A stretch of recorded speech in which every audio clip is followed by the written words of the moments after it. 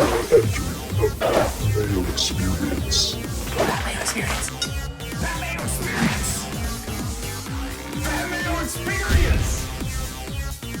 Experience. Welcome to the Pat Mayo Experience, Week 4 injury update, rankings update. Some more DK ownership with Geoff Ulrich a little bit later on. Hit the description if you want to jump straight to that. But hey, why wouldn't you want to stick around and listen to the injuries that are going on potentially for Week 4? A reminder to everyone, please, 10 a.m. Eastern Time, Sunday morning, myself, Gary and Thornan, Tim Undercust, we'll be live dealing with the inactives, updating the rankings, discussing the games, and taking your questions live on the DraftKings YouTube channel. Be available on the podcast feeds around 11:15, 11:20 if you want to skip that part and skip the questions and just listen to the information. Although the information is accurate, the takes are not guaranteed to be good. But tune in anyway and give the episode a like if you want to get into a draw for $20 DK. So here's what you do. You smash the like button. That's step 1. Step 2, leave your DraftKings handle in the comment section along with the single game that you like to stack the most this week. I'm very curious to know. I'm in on Colts and Texans, but I think I'm in the minority on that. Everyone seems to love the Browns, Raiders. Others are liking Falcons and Bengals, Giants and Saints. Also very popular from a stacking perspective, but I want to know which game stack you like the most for DraftKings on Week 4. Let's get to the injuries. First up, we'll start with that Falcons and Cincinnati game. Both starting running backs are out on both sides of the ball, so Joe Mixon will sit in Week 4, which means load up some Geo. Load him up in season long. I have him inside the top 5 at running backs for the week. He's a great price on DraftKings. I'm going to have close to, I'm not going to say 100% exposure, but if I play 10 lineups, I'll probably have 8 Geo lineups. He's a good price. He can still get you up to Kamara. That's great. AJ Green and his pelvis problem, not a groin problem, a pelvis problem, has been removed from the injury report, so you can go fire up AJ Green along with, I guess, Andy Dalton too if you want to do that Bengals stack, because Geo's going to be involved in the passing game. Tyler Boyd's also going to be very popular, so all the Bengals pieces look like they're falling into place here. So just fire up your Bengals. You're on your way. On the Atlanta side, Cole Mania ready to run wild on Cincinnati. We just saw Christian McCaffrey not even get involved in the passing game and almost dropped 2 bills on the ground against them. Coleman wasn't great a week ago, did enough to get by. I think he has a better game here in this spot with no Devonta Freeman, so that's always very exciting to see. So he's a top 10 running back for me this week as well, and still sub $6,000 on DraftKings. Up next in Jacksonville, Leonard Fournette and his hamstring is questionable against the Jets, but he's been practicing all week on a limited basis. It does look like he is finally going to return, and TJ Yeldon has been dealing with an ankle problem. It also looks like he will play as well. So you can play Fournette. He might not get like the 30 carries you really hope for, even the 20 carries, but he's going to have the vast majority of snaps in this game over Yeldon. He's not like a lock play. I have him ranked at number 12 at running back for the week, but Leonard Fournette is a guy that you should be using in your lineup this week, because frankly, once you get to a certain breaking point at running back, the options aren't so pretty. So Fournette's one of the guys that you play unless you truly do have better options. Up next, Indianapolis has just a plethora of injuries to go through. So let's start with Jack Doyle is out for Week 4, which means play Eric Ebron. It's really that easy. I know he didn't come through last week, but tight end is devoid of talent. And a guy starting at tight end with Andrew Luck, and hey, all the buzz all week is that Andrew Luck can't throw the ball more than 10 yards. It's perfect news for Eric Ebron. He so rarely runs more than 10 yards down the field. So when we think about target share, market share, and red zone usage, Eric Ebron does rate out as a top 5 tight end this week. Great price on DraftKings as well. He's someone to use. And even more going into his favor this week, the Colts waived Eric Swoop, so he's not going to swoop in and steal any touchdowns. That leaves Ryan Hewitt behind Eric Ebron as the second tight end for the Colts this week. The running back position, Jeremy McNichols was promoted from the practice squad, while Marlon Mack continues to be a game-time decision with his now foot and ankle and hamstring injuries. I don't think he's going to play. Why promote McNichols if you're going to play Mack? I don't really want to touch anyone in the Colts backfield. If I had to, it would be Nyheim Hines. Based one, because of his role in the passing game, the pace of play for the Colts, and what he can do if this does become a back-and-forth boat race, that he's going to end up playing a lot of snaps. He played 71% of the snaps last week, ended up with 5 receptions. He could top that this time around. He's my highest ranked of the Colts running backs, but I only have him at number 30. It's not a great play by any means, but here's really the key to all of this. Anthony Costanzo, with his hamstring injury, is out for week 4, so they're missing their left tackle, and now they've just played Joe Haeg with his ankle injury on IR, so they have no left tackle or right tackle at this point. I just don't know where Jordan Wilkins is going to find the room to run on the ground, so just give me the pass catching back for the Colts in the situation. Also, for season-long formats, if you're really hurting for running back help, Robert Turbin is eligible to come off the suspension list next week. All the buzz is about that awful Mark Ingram, who also returns next week. I mean, hopefully not, but it looks like he will.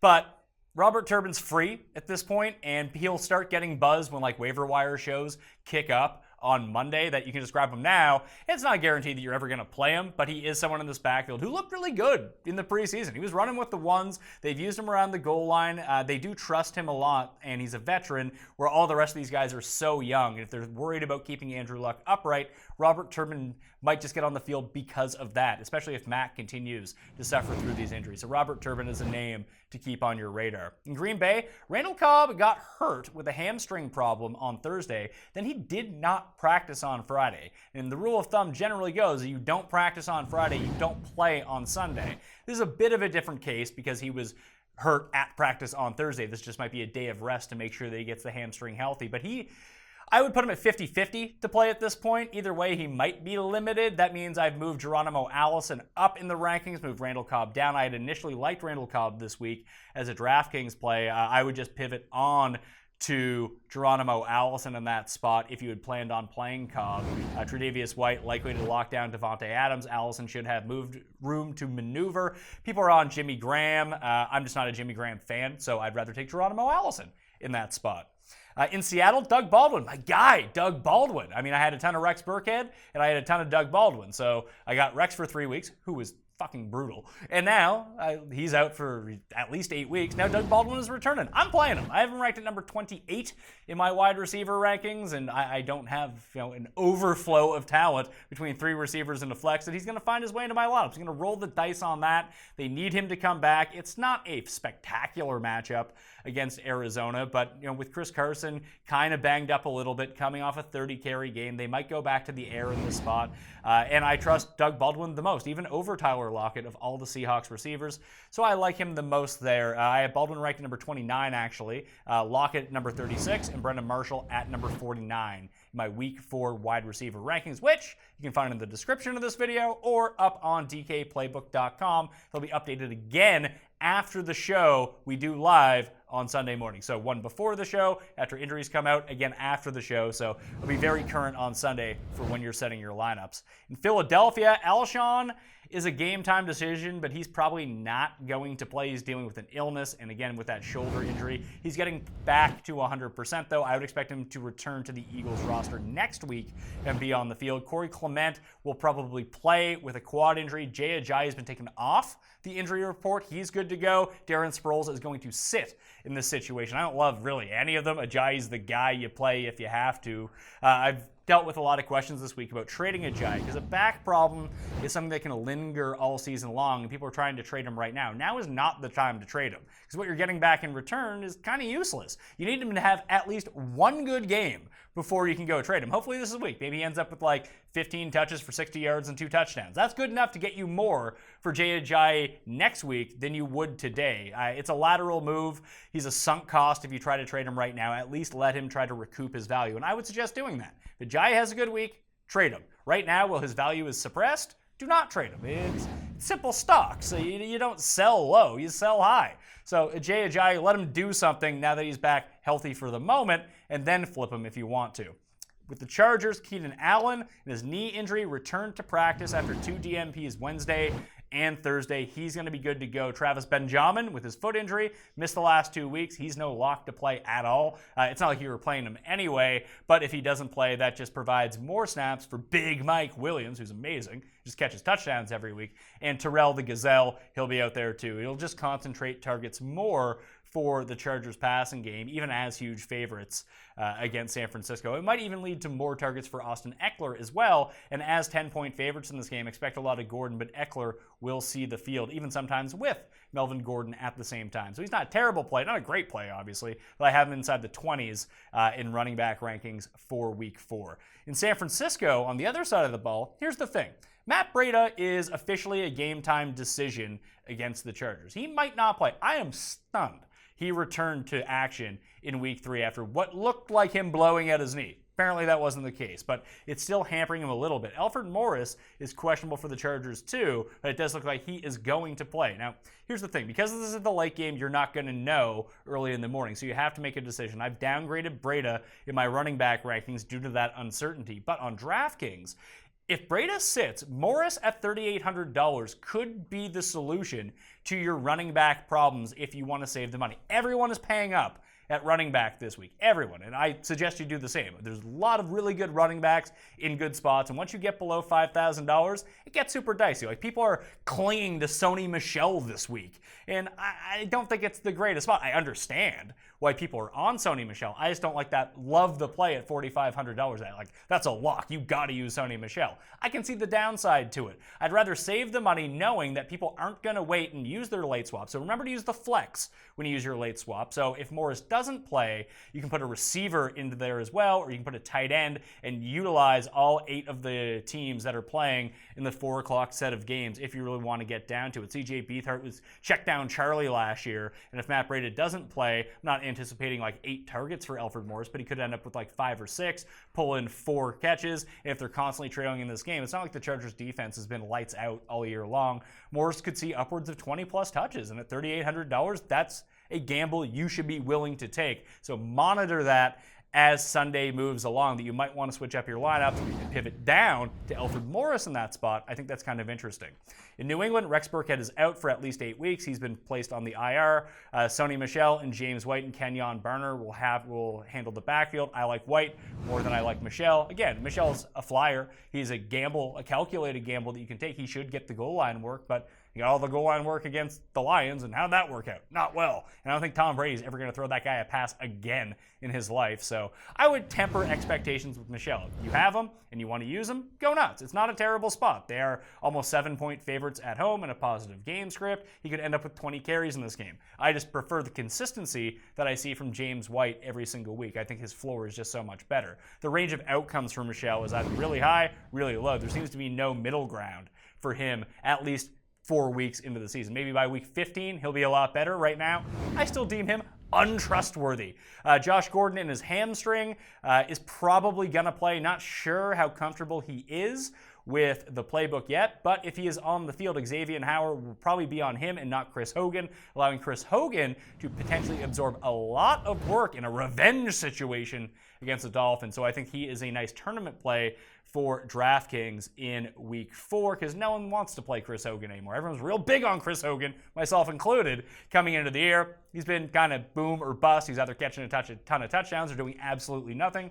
This could be a rebound week for Chris Hogan if Josh Gordon gets on the field.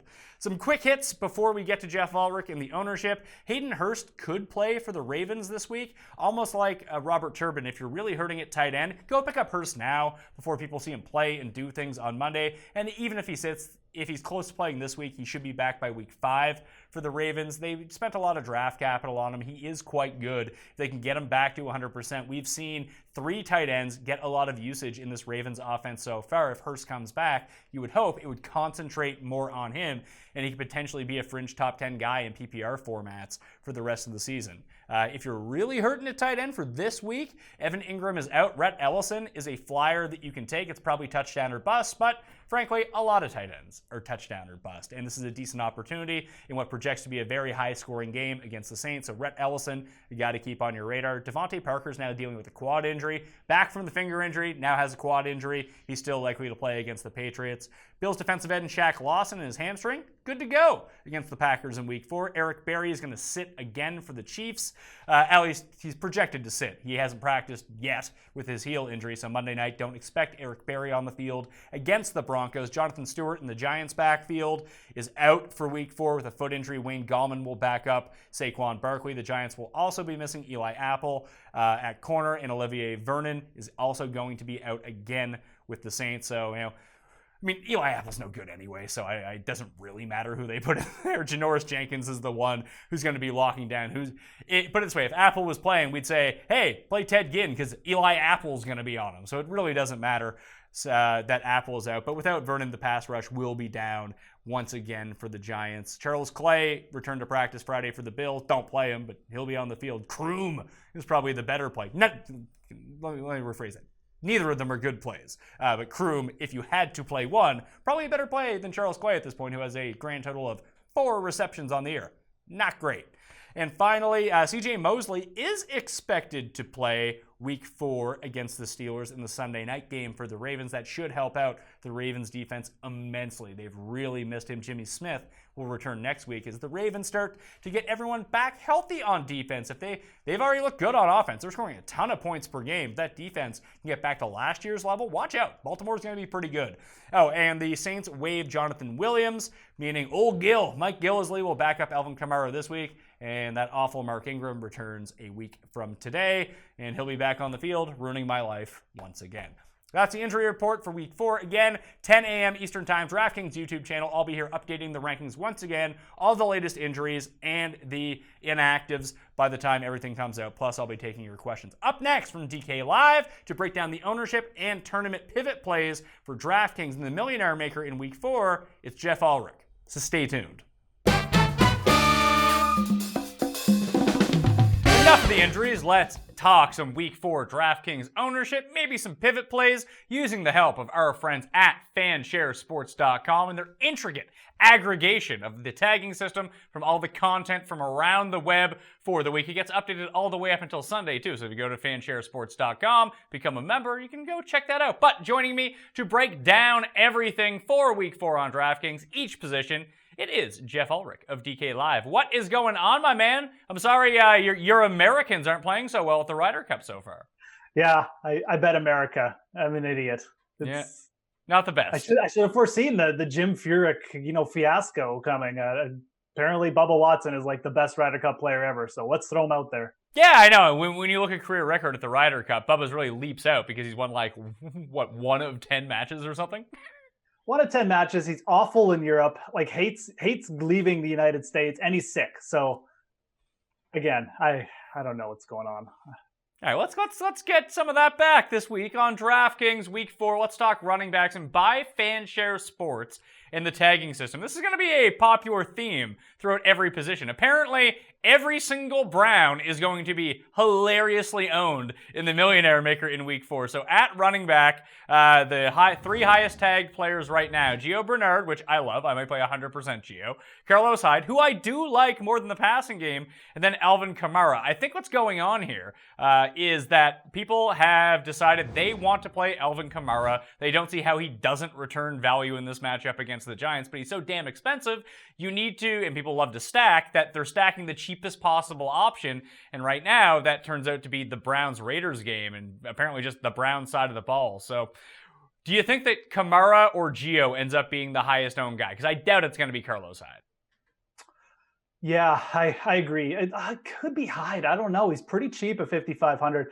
I think it's going to be Gio. I think people will just get on this Atlanta bandwagon, and the fact he's healthy and AJ Green is back. And also the other thing, Pat, the game total for Atlanta-Cincinnati has been rising all week. So I think people are really attracted to that game. So I do think it's going to be Gio. He's still pretty affordable.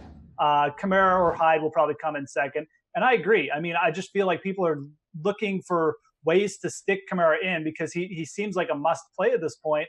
So people are just looking to the Browns. So we're going to see how that works out this week, I guess. I can't say I hate Carlos Hyde. I think if there was one Brown I'd eat the chalk with, it probably would be Hyde.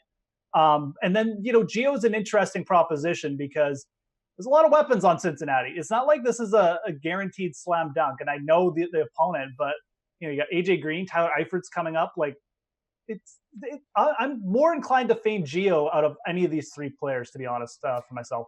Well, I think a lot of that has to do with price point. I'm far more willing to fade Hyde in this spot. Like, I feel Gio Bernard is setting up to be the classic guy that me, being Pat Mayo, always ends up fading because of ownership, and then every winning lineup has Gio Bernard in. I'm like, I'm so stupid. And I mean, if you had faded Latavius Murray last week, it would have worked out really well. And we even talked about this on the show, that in tournaments, it's probably best to fade him and move on to someone like Gio. And then I was like, hey, I'll play Tevin Coleman too. And that didn't work out. But this week, like, Gio Bernard is going to be in so many of my lineups, and I'm going to have to go really overweight to the field because he's going to be so highly owned. I don't think I'm going to pass on Hyde completely, but I also don't think that he gets up there in terms of ownership, because I think what happens is everyone pays up for Kamara, Melvin Gordon, or Barkley. Those are the three guys that I have really sticking out from the top end. Zeke just behind them in overall ownership, but some people are even jamming two of those guys in. Then in the mid tier, you got Gio, he's going to be owned. Coleman will be owned. I like Coleman as well, and Carlos Hyde is right there. And then it just looks like people are like, hey, there's no Rex Burkhead, let's play Sony Michel. Sony Michel might come in with like 15 to 20% ownership. Yeah, that's an interesting spot because he's only 4,500. I admit it's really tempting. It just comes down to A, he did not look good last week. B, how much work is he actually going to get? Like, he didn't look good in the past game, so are they just going to march James White out there more? I don't know. So there's still a lot of questions marks with Michel. Sony Michel. It's a good price, though, to take a chance on him. I'll say that. Lower owned plays that I like. I like the Tevin Coleman play, just going back to him. He's still going to get like 70% of the snaps. He's still really good. It's a good spot for him, too, since he's like a bottom 10 team against running backs. So if you like Gio for that reason, you should like Tevin Coleman. And the other player I'll throw out there is David Johnson, who's all the way down to 6,600.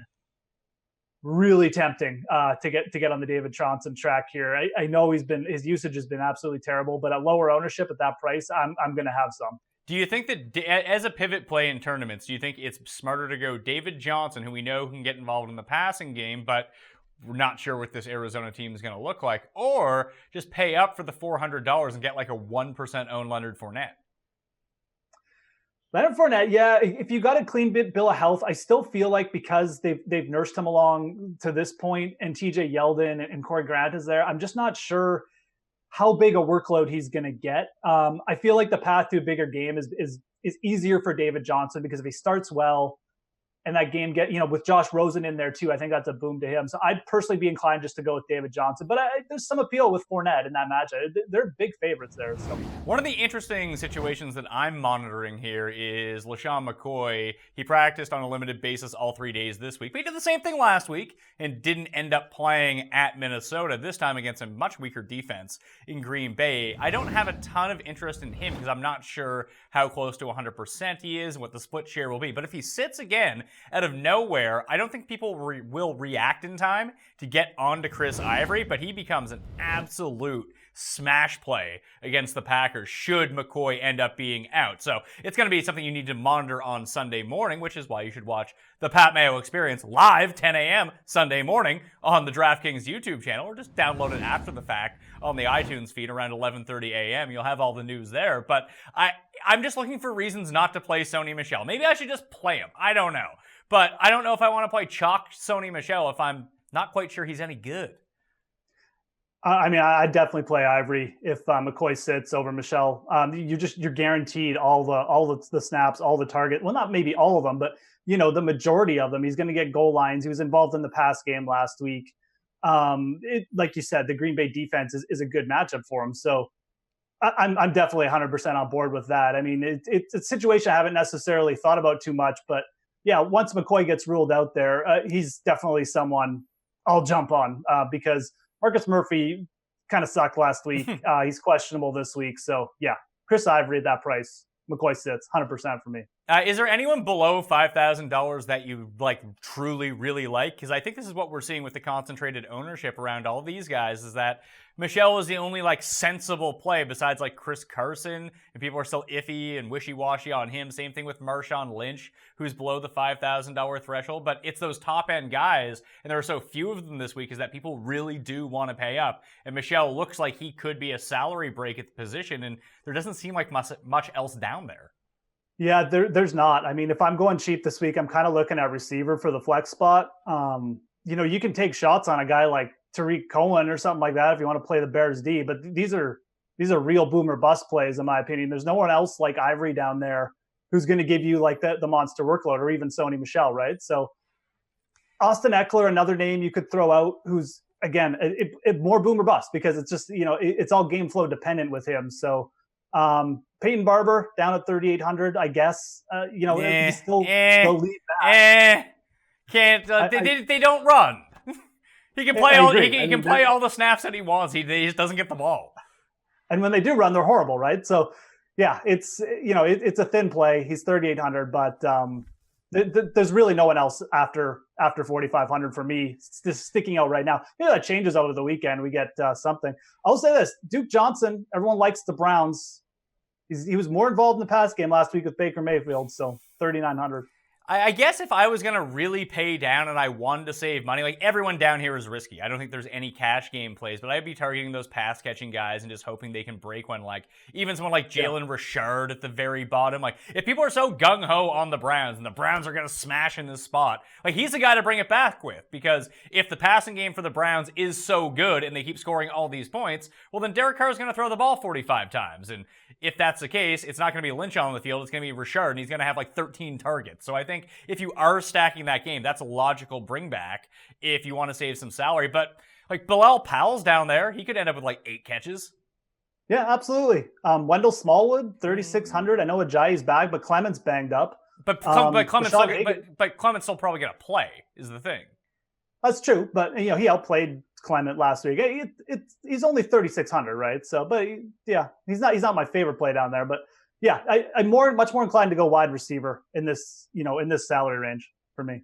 Okay, let's talk wide receivers when we look at the FanShare Sports tagging for wide receivers. We mentioned that there was one running back for Cleveland inside the top 3 in tags. Well, there are 2 inside the top 3 for the Browns this week. Antonio Callaway at $4,300 comes in at number 1. Jarvis Landry is number 3 at $7,400. And then Sterling Shepard right in the middle at $4,900. Everyone is on board with that.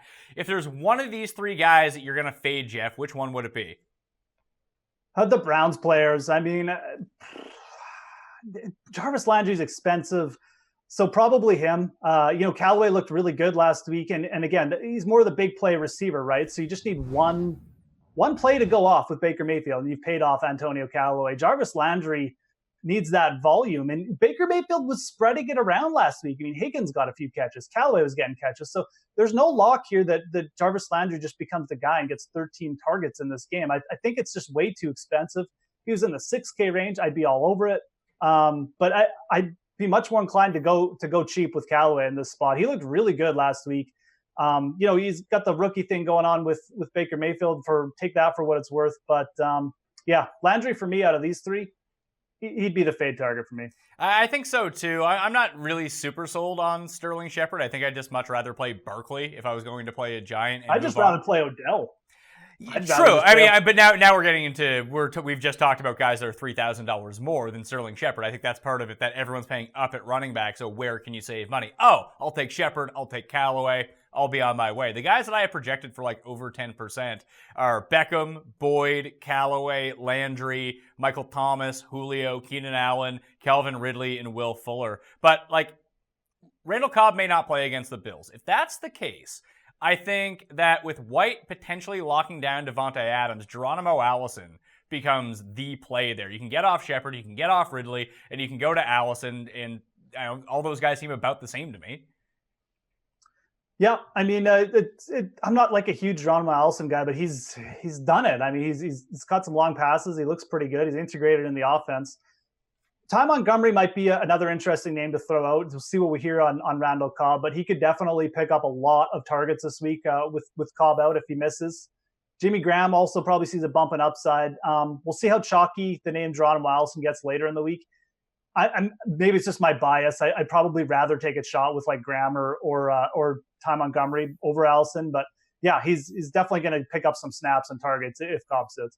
I would just much rather play Geronimo Allison if there's no Randall Cobb. Randall Cobb actually is interesting if he can get on the field. That would lead me to believe that he's closer to healthy than not, and sitting out on Friday after suffering the injury on Thursday was just a precaution, because I really liked him coming into this matchup with the Bills, but I just don't play Jimmy Graham, so there's that, and I don't know what's happening with Ty Montgomery. I'm just thinking around like pivots from around that range if I don't want to play Shepard. I don't have a ton of interest in Calvin Ridley coming off a 3-touchdown game. I just know people are going to be on him, and he's not significantly A, more involved, or B, better than a lot of people who are in this range. Like Corey Davis is still there. He's still getting a ton of targets. At $5,500, Doug Baldwin looks like he's going to be back.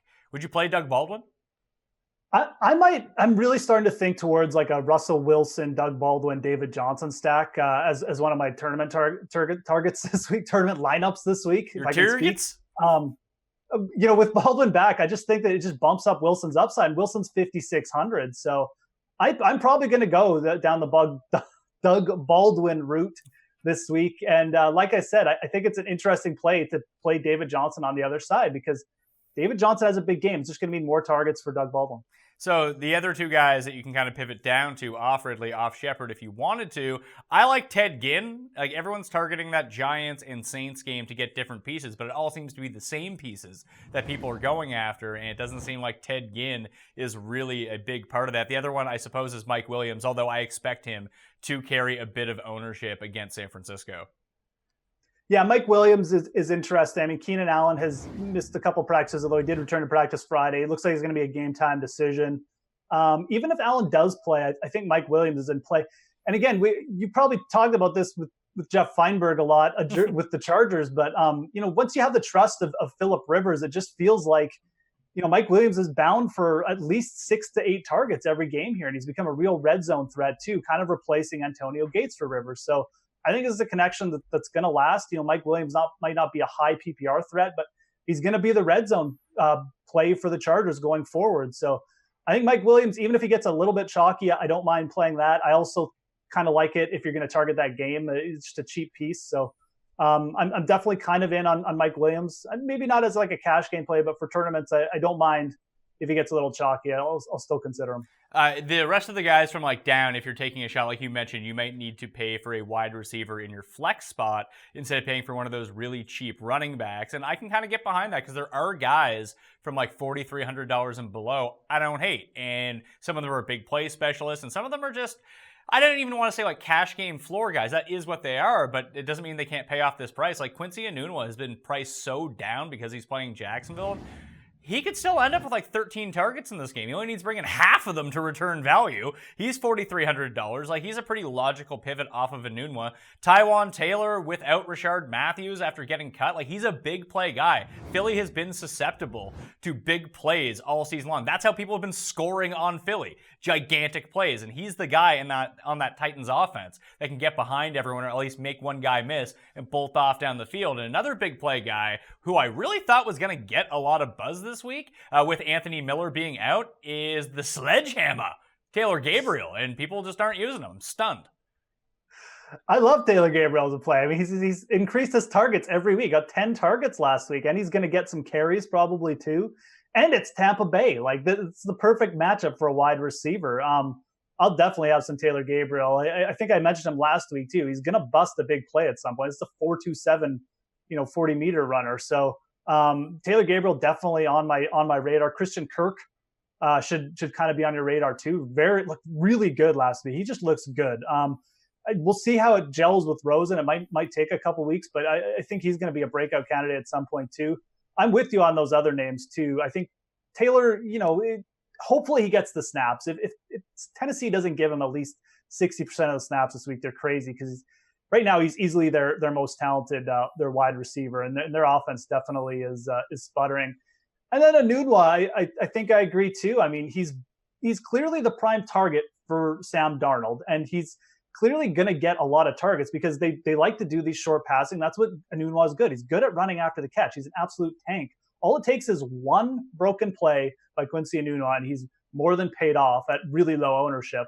And the Jets are going to be underdogs this week. So I agree. I don't think this is a spot you just cross him off because it's Jacksonville. And the price really kind of gets you into it, that he doesn't need to do all that much. If he ends up normally with what he does, let's say he gets a bad Quincy Enunwa game, which is basically what we saw on the Thursday nighter, was like 4 for 65 or something like that. Just let's pencil in for 5 for 55. That's what he ends up with against Jacksonville. I mean, that's 10.5 points right there at $4,300. If that's a floor, obviously it's not the floor. 0 is the floor for any player. So they could get hurt, they could be factored out, whatever. But let's just say that's what he's going to average at the very low end of his most probable outcomes. He can still find the end zone. If that's the case, then all of a sudden you're looking at 16 points, and the guy's only $4,300. So the path to him paying off, and if he just has like I said, like 13 targets and catches like 7 of them, all of a sudden you're looking at a really nice play. I think that even in the bad matchup, that he might actually be safer than Callaway. Callaway has the higher upside for sure, but I think his range of outcomes is a lot more huge. Yeah, I mean, Quincy Enunwa, he's going to get 8 targets. Like, I can't see a path to him not getting 8 targets, assuming he finishes the game, obviously, because he's been the most targeted wide receiver to this point. Why would that all change? He's been their most effective player. So in this matchup, yeah, I agree. I mean, he's got a great floor. You talk about tournament upside. Callaway, obviously, a bit more of a speedster working with a good quarterback, but Enunwa's a really good player. He's still got some upside, even in a terrible matchup. Last 3 guys, almost like Leonard Fournette on the running back side. AJ Green is shaping up to be that tournament play that no one really wants to touch, despite being in a super fantastic matchup at Atlanta in a super high game total, but it's that pelvic injury. No longer a groin injury, a pelvic injury. In fact, it's not even an injury anymore because he was taken off the Friday injury report. Will you use AJ Green? I don't think I'm going to. There's just a couple... there's just too many options up here that I like a little bit more. I like getting a piece of Odell Beckham this week. I really feel like could be the spot where he puts up one of those Odell games. So I also kind of like Mike Evans at this price point, quite frankly. I think people are sleeping a little bit on the Bears in Tampa Bay. Yes, the Bears have a good defense, but the secondary really isn't that good. Mike Evans is going to have like a 5-6 inch advantage over Kyle Fuller this week. He's getting 10 to 12 targets every game. Very good. Very, very good floor, very good upside with Mike Evans at that price, I think. So I think I'm leaning towards Evans over AJ Green. Again, I like going with the cheaper pieces from Cincinnati if you're going to go that way. Either just go overweight with Gio like you are going to, or take a guy like Boyd or Eifert at tight end. Well, I like Taylor Gabriel. I actually do like Allen Robinson as well. I think he comes in at a nice price at $5,900, and he gets a good matchup for once. He didn't have a good matchup last week. That's why he didn't play Allen Robinson. Now you can get it back. He's one who's going to lead this team in targets. And even Trubisky sucks. Allen Robinson can still figure this out. The last guy, though, if Josh Gordon plays, I think I'm going to fire up Chris Hogan. I like that idea. Yeah. I mean, Chris Hogan, like everyone was expecting him to just be this like target monster, have a great first 4 weeks. And it's just been the complete opposite. He's gotten like 3 targets. He can't get open. I don't know why. I mean, I'm not like some sort of game guru here, but with Josh Gordon on the field, you have to figure that might actually tip the scales back to him. And I think people are going to be looking to Gronk, looking to Josh Gordon in this game, looking to like Sony Michel. Chris Hogan is essentially still the number 1 receiver there, and he should get a little bit of heat taken off now that Josh Gordon is going to be active, if he's active, because it's not a guarantee. But I'm with you on that. I think that's a really good swerve play this week. Well, I mean, if Xavier Howard is on Josh Gordon, which I would expect him to be, or potentially even Gronk, as long as Howard's not on Hogan, which, again, I don't expect him to be if those 2 guys are both active, then I think it leaves him the logical guy to be on the end of like 9 to 11 Tom Brady targets. Now, we know he can kind of spread it out and maybe just ignore Hogan altogether, but it seems like that's where all the passes would funnel to if Brady's making good decisions this week. And I mean, even if Hogan sees a little bit of Howard, like Howard's going to be on Gordon for part of the game, and they'll move Hogan around more now too with Gordon on the outside. So I agree. I think this is a game for Chris Hogan to potentially break out either way, regardless of if he sees a little bit of Howard in coverage or not. Quarterbacks, and this is the week again of the Cleveland Browns. So obviously Baker Mayfield is the most tagged quarterback of week 4. I had a very specific thing on the show with Seeley and Garion earlier this week where I said I play Josh Allen over Baker Mayfield. I'm sticking to that. So I'll just completely fade Baker Mayfield in the spot. The next 2, Andy Dalton is second in tags. Then Eli Manning is third in tags. I can get behind Dalton. I think that makes a lot of sense. I think if I was going to pay down to that range, like fuck Baker, fuck Eli, just play Ryan Tannehill instead. Tannehill's interesting. Here's a couple interesting stats about Ryan Tannehill versus the Patriots. His last 4 games against New England, he's averaged 345 yards passing.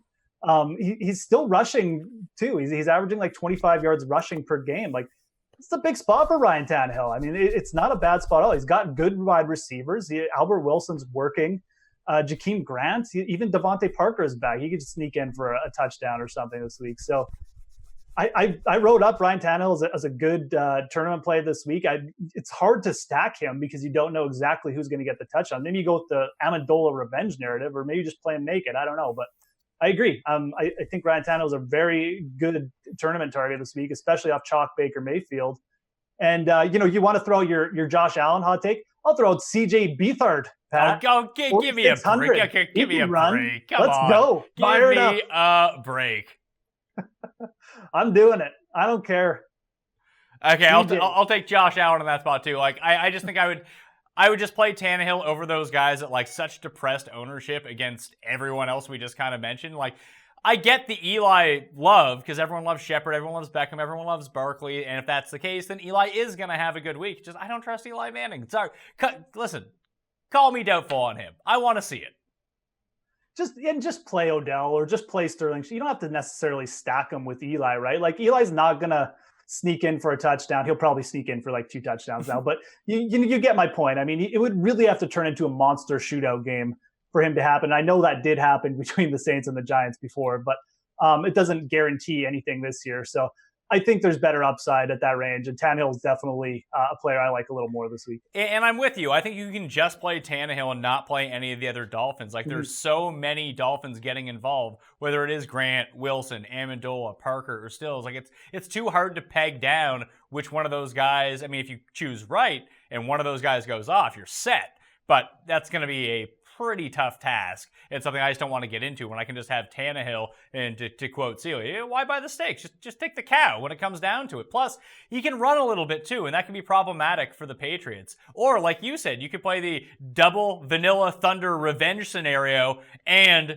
Ryan Tannehill. You could play Amendola, you could play Chris Hogan and Ryan Tannehill, and boom, you're on your way. That's your piece of that game. Yeah, absolutely. But either way, I like going Tannehill, and again, it's kind of the same thing, Eli and Brady. You can play the Patriots or Giants receivers, but you don't necessarily have to stack them this week. Just go with the cheaper quarterback, Tannehill, and play Chris Hogan on the other side. I love it. The guys that I have projected for like over 7% reaching on double digits, depending on it. Because, I mean, realistically, quarterback is pretty flat when it comes to ownership. You can kind of take anyone you want. It's not that big of a deal. Breeze, Rivers, Ryan, Dalton, and Mayfield are the 5 that I have up there. Eli might creep into it, but I'm stunned people aren't playing Deshaun Watson. He's my favorite like tournament play of the week at quarterback. Yeah, I agree. I mean, it looks like a good spot. I mean, the Colts have been pretty good defensively, and they've limited opposing quarterbacks for the most part, but they're still playing at like a pretty high pace too. Like they don't have a running game, so they're running a lot of plays, and so is Houston. So I could see this game actually getting a little crazy. T.Y. Hilton's had some big games too against Houston if you're thinking about going on the other side, but I agree. Like Deshaun Watson, I mean, he's maybe not been the most efficient quarterback, but he's absolutely producing. And this spot isn't as bad as it appears if you're just looking like at the defensive stats for the Colts. They're still not like a hugely talented team on that side of the ball. So yeah, Deshaun Watson. I'm a little surprised too. I think people are just falling into the cheap quarterback trap a little bit this week. Deshaun Watson still got that like 40-point upside. So definitely a player you should take a look at if you're going to pay up. Yeah, Ryan Fitzpatrick is the other one that I was looking at because now no one wants to play him, despite the fact that he's had 3 consecutive 400-yard games just because of the matchup. And he's probably going to have to throw a ton in this game. And like we saw on Monday night, that even if he throws 3 picks, that doesn't mean he can't score like 35 fantasy points. So he's just a low-owned tournament play to look at. Russell Wilson would be another one like you mentioned just because of that upside. But you're right. Everyone, it's not even that people want to pay down at quarterback this week. It's that everyone wants to pay up at running back. And where can you save money? Quarterback, tight end, defense. And that's what everyone is doing. Yeah, absolutely. And I mean, there is a lot of attractive options like under 6K. I mean, like I said, I think Wilson's upside gets up dramatically with Doug Baldwin. So he's on the list. I throw out Beathard, who's, it's a long shot, but he's so cheap that, you can at least consider him too. So tons of options under 6K this week. Do you have a favorite stack, like kind of off the board stack? Because people are playing that Cincinnati-Atlanta game, like you mentioned, New Orleans Giants. People are all over. It seems like everyone's playing Cleveland-Oakland, which is kind of crazy. You hit on the game, that Indy-Houston game. I love and I think it's specifically from a pace standpoint. The fastest team in the league playing within one score is Indianapolis. The third fastest team playing within one score is Houston. This game is projected to be within a score. The line is actually under 3. It's really close to a pick'em. So Vegas expects it to be super close to begin with. So I just really like this. And I don't think, like, even if you play Watson, you can even play like Colts D against him. We'll get to Colts D. I still like it. That I think they have such a high floor that as long as Houston doesn't score like 55 points, you could be fine in that situation. Yeah, absolutely. I think Colts Texans definitely one of the matchups you should look at. Going to be under-owned. It's a little bit dicey on the other side because, again, we got these arm issues with Andrew Luck, but I think that might just lower the ownership on T.Y. Hilton, who, like I mentioned already, he's absolutely torched the Houston Texans over his career. The other game I don't mind is the Bears-Tampa. Like, I think the Tampa Bay wide receivers are getting a little overlooked in the spot because everyone's high in the Browns. Again, the Bears have a good front line. They don't really have a good secondary. And then on the Bears side, I mean, Mitch Trubisky can run a little too. I mean, he's basically the same profile as Deshaun Watson as a runner. So if the Bears get behind, maybe their offense finally opens up and you compare them with like a cheap Taylor Gabriel, a cheap Trey Burton. So yeah, I like that game too. At tight end, the 3 big dogs in terms of tags this week from fansharesports.com. David Njoku, Eric Ebron is second, then it's Jared Cook. When we look at it, Jack Doyle is going to miss the week again. I'm not positive Ebron gets up to super high heights because everyone was kind of waiting for Doyle to come back. A lot of people have already made lineups, and they're like, oh, wow, Njoku's even cheaper. Let's play him.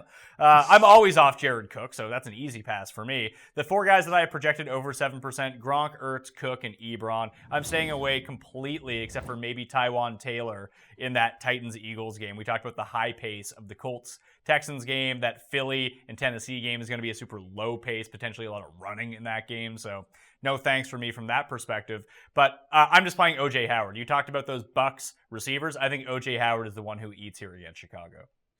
Yeah, I definitely on board with that. O.J. Howard, 3,500, just an immense talent. I just like the player, and his targeting's picked up, and he still gets Ryan Fitzpatrick at quarterback, which I like because they've had a better connection than Winston. So definitely like going O.J. Howard, 3,500. I think George Kittle's in play too, 4,200.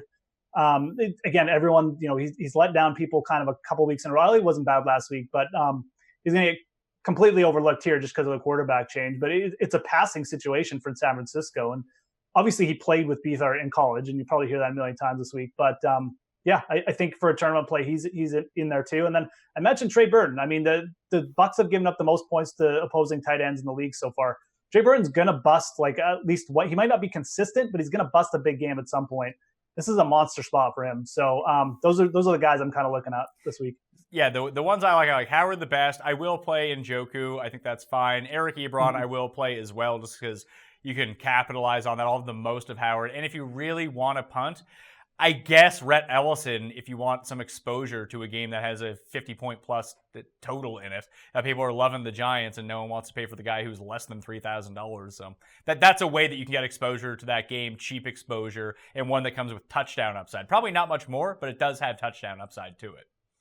Yep, that's the way I would go. I mean, I think Goddard, you could go back to Goddard, but like you said, I don't really want to touch that Tennessee game at all.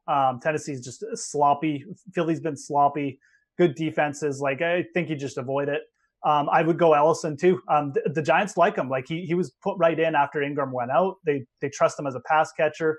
Eli likes throwing to short pass to the tight end because he likes to just get rid of the ball. So I think Ellison's actually in a really good spot. And some people talking about Austin Hooper. I would rather pay down for Ellison.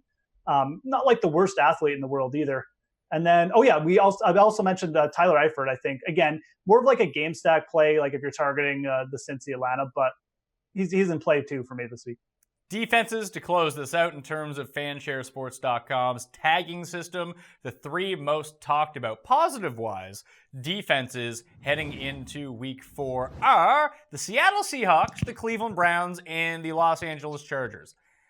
I don't mind any 3 of these defenses, but if people are going to own them, it's an easy pass for me.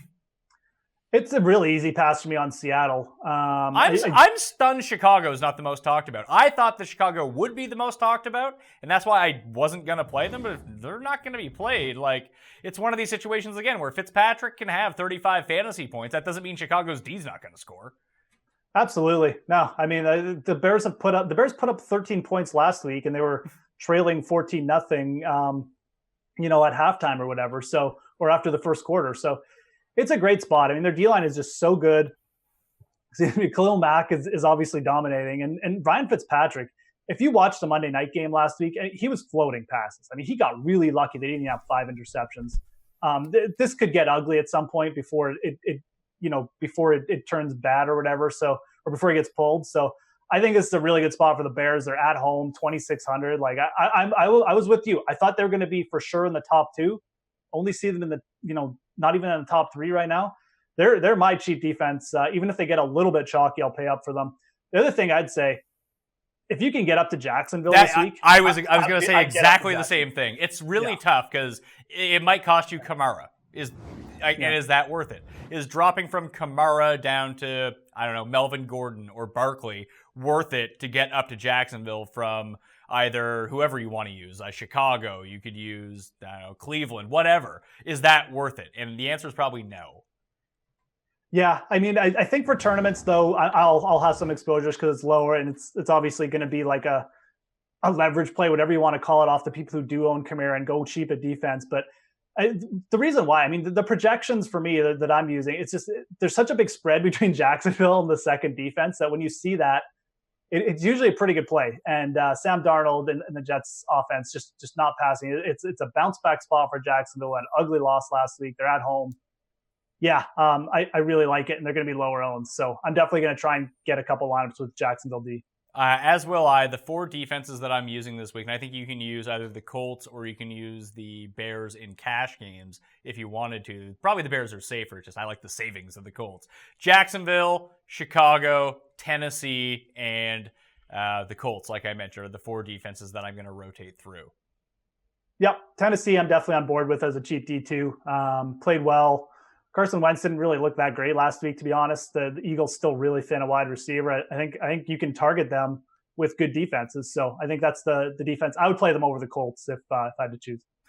If you could, I just like where the pace in that, again, when it comes back to pace, yeah, that could lead to more points, but it also leads to more opportunities for Deshaun Watson to drop back and start passing more. And the more he can drop back to pass, the better it is for any opposing fantasy defense. He might put up 30 points, but he's going down 7 times. Yeah, absolutely. He's holding the ball too long right now too. So yeah, no, I can't say I hate the Colts. I mean, they played well, right? So. All right, well, let me ask you this before we get out of here, because the giveaway for $20 DK to get in that draw is give the episode a like, go to the comment section, leave your DraftKings handle, and tell me your single favorite game stack of week 4 on the main slate. So what would it be for you? You're ineligible for the draw, but what would be your answer? Oh boy, let's see. I gotta my lineups so far have been like a real mix. They haven't been super concentrated, but I'm gonna go that Tampa Bay Chicago. I'm gonna say getting a piece with like Gabriel, maybe even using Mitch Trubisky, or maybe just using like the Bears D, but then going back on the other side with Mike Evans. I think is going Mike Evans or OJ Howard. I think both could have big games there. So I'll go Tampa Bay, Chicago. And I'm going to say I think it's pretty clear here that I really like that Colts-Texans game. That's the way that I'm going to go. But I want to hear from the people, though, what they have to say. I might have to listen to the people on this one because they're pretty sharp, much sharper than me. And myself, too, Pat. Yeah, this is true. Maybe by this time until I have a winning week, by the way. So I'll look like Ryan Fitzpatrick by week 11. Excellent. Can you really grow out the beard that much? I could actually. It gets pretty hairy. I usually gets too itchy and I shave it off, but it could happen if I wanted it to. Now, are you anticipating that the weather is going to turn very dramatically where you are, and before it's like minus 25 out, you need the beard? Oh, it's already turned here, Pat. We have some snow, unfortunately. It's whoa, are you serious? Yes. It's early winter in Alberta. You're such a sucker. Move. Just get the fuck out of Dodge. That's not working. I'm just waiting to take down the 300 here this week, and then I'm gone. Yeah, you win the milli, you win the 300, and you move somewhere warm. You move to like Costa Rica or something. Yeah. All right, that'll do it on the Pat Mayo Experience. Geoff Ulrich, you can follow him on Twitter at @TheFantasyGrind. Check him out on DK Live, The Sweat on the DraftKings YouTube and Facebook page, plus all of his work on DKPlaybook.com. You can find all my work in the description for this video and this podcast. Plus, you can go to my Facebook page, facebook.com/ThePME, or on Twitter @ThePME, or on Instagram @ThePME, wherever. Listen, I'm constantly tweeting out fucking everything. If you can't find where stuff is, there's something wrong with you. Not me at this point. Figure it out, people. Give the episode a like, move it on. Someone go win $1 million if it can't be me or Geoff. I really do hope it's one of you guys. 10 a.m. Sunday morning and Monday morning for the live shows. All the injuries, waiver wire, and recap on Monday. Thank you for watching. I'll see you next time. Pat Mayo Experience! Experience!